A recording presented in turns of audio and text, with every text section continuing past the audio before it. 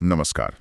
आज हम इतिहास के एक ऐसे दौर की गहराई में उतरेंगे जिसे भारत का स्वर्ण युग या क्लासिकल युग भी कहा जाता है, गुप्त काल। और हमारे पास जो स्रोत हैं वो सिर्फ राजाओं की वंशावली नहीं है। नहीं, बिल्कुल नहीं। इनमें इतिहासकारों के विश्लेषण हैं, जमीन से निकले सिक्के हैं और पत्थरों पर खुदे शिलालेख भी शामिल हैं। मतलब एक पूरी सभ्यता की कहानी। बिल्कुल। और हमारा मकसद सिर्फ ये दोहराना नहीं है कि कौन राजा कब आया। हम ये समझने की कोशिश करेंगे कि चंद्रगुप्त प्रथम ने एक मजबूत नींव कैसे रखी समुद्रगुप्त ने उस पर एक विशाल साम्राज्य कैसे खड़ा किया, और चंद्रगुप्त द्वितीय विक्रमादित्य के समय वो साम्राज्य अपनी सांस्कृतिक और वैज्ञानिक बुलंदियों पर कैसे पहुंचा। और ये भी कि वो कौन सी दरारें थीं जिनके कारण ये मजबूत दिखने वाली इमारत आखिरकार ढह गई। तो चलिए इस कहानी के पन्ने पलटते हैं। चलिए शुरू करते हैं। ठीक है, तो सबसे पहले इसी शब्द को पकड़ते हैं, स्वर्ण युग। ये अपने आप में एक बहुत बड़ा दावा है। बहुत बड़ा। इतिहासकार के.एम. मुंशी जैसे लोग कहते हैं कि ये वो समय था जब भारत ने हर क्षेत्र में, चाहे वो राजनीति हो या कला, शिखर को छुआ। हाँ, और उनका तर्क ये है कि मौर्यों के पतन के बाद जो एक राजनीतिक बिखराव का दौर था, उसे गुप्तों ने खत्म करके भारत को फिर से एक सूत्र में बांधा। लेकिन यहाँ ये समझना दिलचस्प है कि ये स्वर्ण युग की परिभाषा हर इतिहासकार के लिए शायद थोड़ी अलग है। बिल्कुल अलग है। जैसे V.A. स्मिथ जब ये शब्द इस्तेमाल करते हैं तो उनका ध्यान समुद्रगुप्त की सैन्य विजयों पर होता है, एक ताकतवर साम्राज्य। अच्छा। वहीं A.L. बाशम अपनी मशहूर किताब the wonder that was India में कला और संस्कृति पर जोर देती हैं। वो कहती हैं कि इसी दौर में संस्कृत साहित्य अपने शिखर पर पहुंचा और मंदिर निर्माण की खूबसूरत नागर शैली ने जन्म लिया। लेकिन एक सवाल उठता है, जब हम स्वर्ण युग कहते हैं तो क्या ये सोना समाज के हर तबके तक पहुंच रहा था? आपने रोमिला थापर का जिक्र किया था, उनका नजरिया क्या है? ये एक बहुत जरूरी सवाल है। रोमिला थापर जैसे इतिहासकार इस पे सवाल उठाते हैं। उनका मानना है कि ये शायद सिर्फ उच्च वर्ग, मतलब राजदरबार और ब्राह्मणों के लिए एक स्वर्ण युग था। मतलब आम आदमी की जिंदगी में शायद उतना बड़ा बदलाव नहीं आया? शायद नहीं, लेकिन वो भी इस बात से सहमत हैं कि कला, साहित्य और विज्ञान के नजरिए से ये एक क्लासिक युग था। मतलब इस दौर में जो चीजें बनी, उन्होंने आने वाली सदियों के लिए एक स्टैंडर्ड सेट कर दिया। तो इस क्लासिक युग की मजबूत नींव किसने रखी? स्रोत कहते हैं कि चंद्रगुप्त प्रथम वास्तविक संस्थापक थे। हाँ, और इसकी वजह उपाधियों में छिपी है। अच्छा, कैसे? देखिए, इनसे पहले के शासक श्रीगुप्त और घटोत्कच सिर्फ महाराज की उपाधि लेते थे, जो शायद ये दिखाता है कि वो किसी के सामंत थे। और चंद्रगुप्त प्रथम ने महाराजाधिराज की उपाधि ली, राजाओं का राजा। बिल्कुल। ये एक ऐलान था कि अब हम ही सर्वोच्च हैं। इन्होंने ही 319-320 ईस्वी में अपने राज्याभिषेक के साथ गुप्त संवत यानी एक नए कैलेंडर की शुरुआत की। और फिर उन्होंने एक ऐसा कदम उठाया जो शायद किसी युद्ध से ज्यादा असरदार साबित हुआ। आप लिच्छवी राजकुमारी कुमार देवी से विवाह की बात कर रहे हैं? हाँ। क्या ये सिर्फ एक विवाह था या इससे कहीं ज्यादा? ये एक मास्टर स्ट्रोक था। समझिए, लिच्छवी एक बहुत पुराना और सम्मानित गणराज्य था। उनसे रिश्तेदारी करके चंद्रगुप्त ने वो सदियों पुरानी वैधता और सम्मान हासिल कर लिया, जो शायद वो कई युद्ध जीतकर भी नहीं कर पाते। और इसके सबूत हमें सिक्कों पर भी मिलते हैं, राजा रानी प्रकार के सिक्के। हाँ, वो सिक्के सिर्फ मुद्रा नहीं थे, वो प्रोपेगेंडा थे। हर सिक्के पर रानी का चित्र होना ये बता रहा था कि हमारे पास सिर्फ ताकत ही नहीं बल्कि खानदानी विरासत भी है। तो चंद्रगुप्त प्रथम ने कूटनीति से एक मजबूत नींव तैयार कर दी, लेकिन उस पर साम्राज्य की इमारत खड़ी करने के लिए एक अलग ही शख्सियत की जरूरत थी, और वो थे उनके बेटे समुद्रगुप्त। बिल्कुल। समुद्रगुप्त को इतिहासकार V.A. स्मिथ ने भारत का नेपोलियन कहा है, और ये कहने की एक ठोस वजह है। और वो वजह हमें मिलती है प्रयाग प्रशस्ति से। सही पकड़ा। ये उनके दरबारी कवि हरिश्चंद्र ने लिखी है, और ये कोई साधारण कविता नहीं है। इसे संस्कृत की चंपू शैली में लिखा गया है। मतलब गद्य और पद्य दोनों का मिश्रण। हाँ, इसमें उन्हें धरणी बंध कहा गया है, यानी पूरी पृथ्वी को जीतने वाला। यहाँ एक बात बहुत दिलचस्प लगती है, उनकी युद्ध नीतियां हर जगह एक जैसी नहीं थी। उत्तर और दक्षिण भारत के लिए उनके तरीके बिल्कुल अलग थे। ऐसा क्यों? यही तो उनकी दूरदर्शिता और कूटनीतिक समझ को दिखाता है। वो जानते थे कि पाटलिपुत्र में बैठकर दूर दक्षिण भारत पर सीधा नियंत्रण रखना व्यावहारिक नहीं है। तो उन्होंने क्या किया? उत्तर भारत के 9 राजाओं के लिए उनकी नीति थी प्रसोभोद्धरण। जिसका मतलब? सीधा सा मतलब था हिंसक तरीके से जड़ से उखाड़ फेंको। इन राज्यों को सीधे गुप्त साम्राज्य में मिला लिया गया, कोई समझौता नहीं। और दक्षिण भारत के लिए वहां तो 12 राजा थे। दक्षिण के लिए उन्होंने एक बहुत ही चतुर 3 चरणों वाली नीति अपनाई, ग्रहण मोक्षानुग्रह। ये थोड़ा समझाइए। पहला चरण ग्रहण, यानी दुश्मन को हराओ और बंदी बना लो। दूसरा मोक्ष, यानी उन पर दया दिखाकर उन्हें मुक्त कर दो। और तीसरा अनुग्रह, यानी उनका राज्य उन्हें वापस लौटा दो। लेकिन एक शर्त पर। बिल्कुल, इस शर्त पर कि वो गुप्तों की अधीनता स्वीकार करेंगे और कर चुकाएंगे। इससे दक्षिण के राजा दुश्मन भी नहीं बने और गुप्तों का प्रभाव भी स्थापित हो गया। कमाल है। मतलब वो सिर्फ एक योद्धा नहीं, एक रणनीतिकार भी थे। लेकिन उनके व्यक्तित्व के और भी पहलू थे ना। उनके सिक्कों से क्या पता चलता है? उनके सिक्के उनकी पूरी शख्सियत का एक विजुअल रिज्यूमे है। उन्होंने 6 तरह के सोने के सिक्के चलाए, जिन्हें दीनार कहा जाता था। जैसे वीणा बजाते हुए सिक्के। हाँ, वो बताते हैं कि वो कला के संरक्षक थे और उन्हें कविराज की उपाधि भी मिली। अश्वमेध प्रकार के सिक्के उनकी संप्रभुता का ऐलान करते हैं। व्याघ्र हनन यानी बाघ को मारते हुए सिक्के उनकी शक्ति को दिखाते हैं। और उनके धार्मिक विचार, वो वैष्णव थे, लेकिन क्या वो दूसरे धर्मों के प्रति असहिष्णु थे? बिल्कुल नहीं। गया और नालंदा ताम्र लेखों में उन्हें परम भागवत कहा गया है, लेकिन वो बौद्ध धर्म के प्रति भी बहुत उदार थे।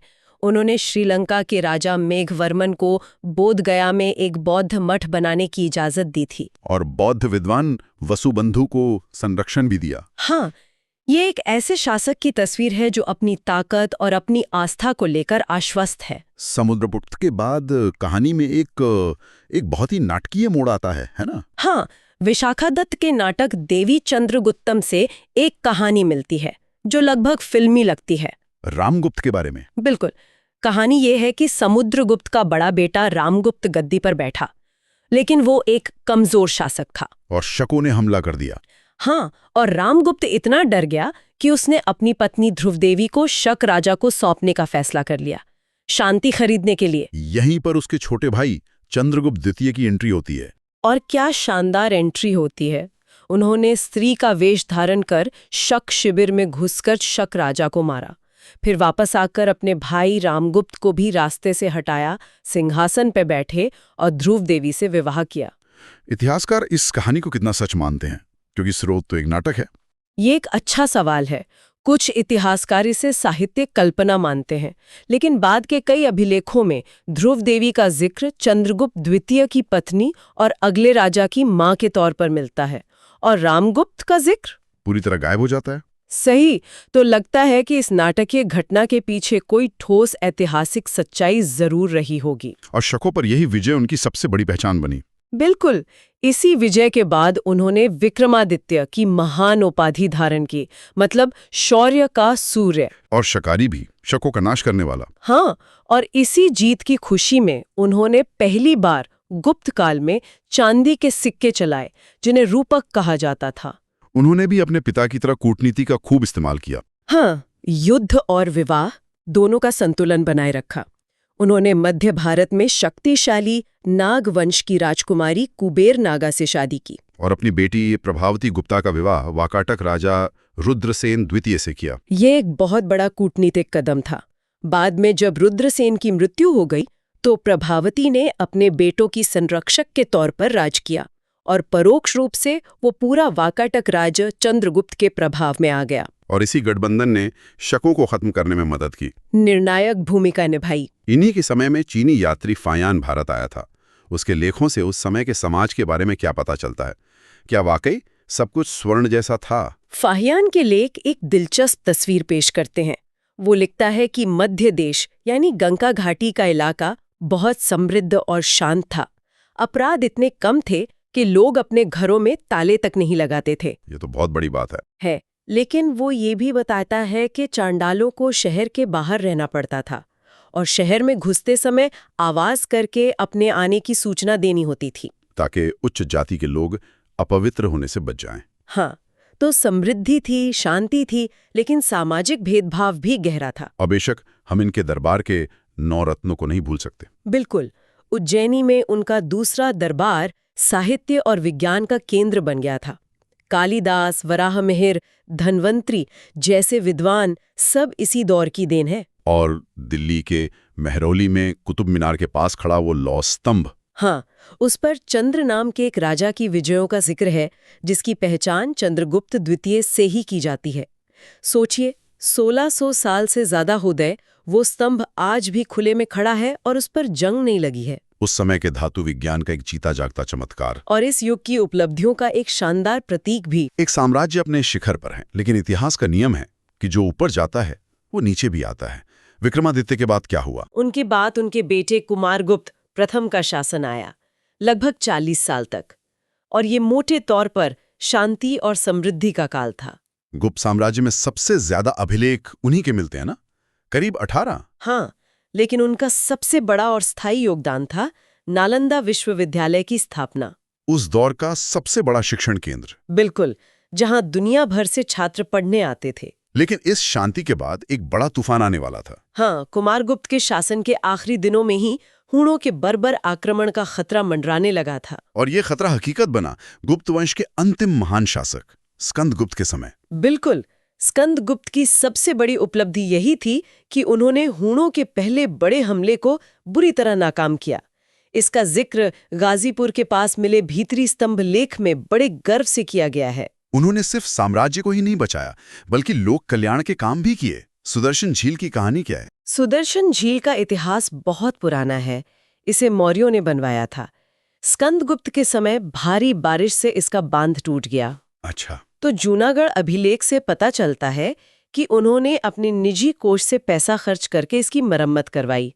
ये दिखाता है कि वो एक जिम्मेदार शासक थे। लेकिन बार बार के इन हमलों ने साम्राज्य की आर्थिक और सैन्य कमर तोड़कर रख दी थी। तो क्या हम कह सकते हैं कि गुप्त साम्राज्य के पतन का मुख्य कारण सिर्फ हूणों का आक्रमण था? ये सबसे बड़ा और तात्कालिक कारण था, पर एकमात्र नहीं। इसे ऐसे समझिए, हूणों के हमलों ने केंद्रीय शक्ति को कमजोर कर दिया। और व्यापार मार्गों पर भी असर पड़ा होगा। बहुत ज्यादा।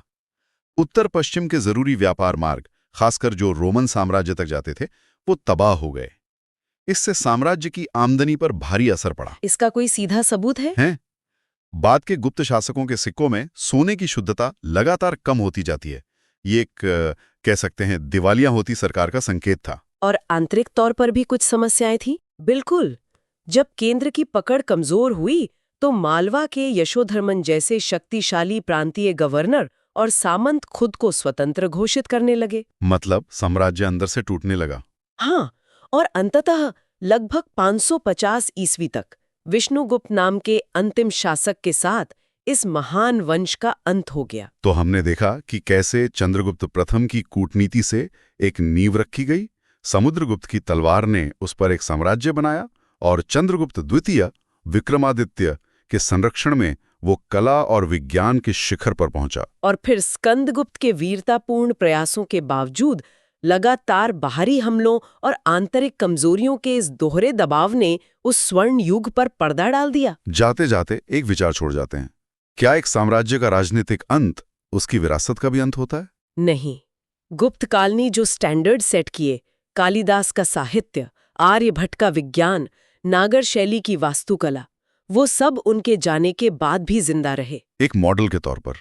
बिल्कुल। और ये एक और दिलचस्प बात है, गुप्तों के पतन से जो राजनीतिक शून्यता पैदा हुई, उसी ने कन्नौज के मौखरी और थानेश्वर के पुष्यभूति जैसे नए राजवंशों के उदय का रास्ता बनाया, जिनमें से एक हर्षवर्धन जैसा महान राजा निकला। हाँ, तो शायद इतिहास में एक महान युग का अंत असल में आने वाले कई नए अध्यायों की सिर्फ एक शुरुआत होता है।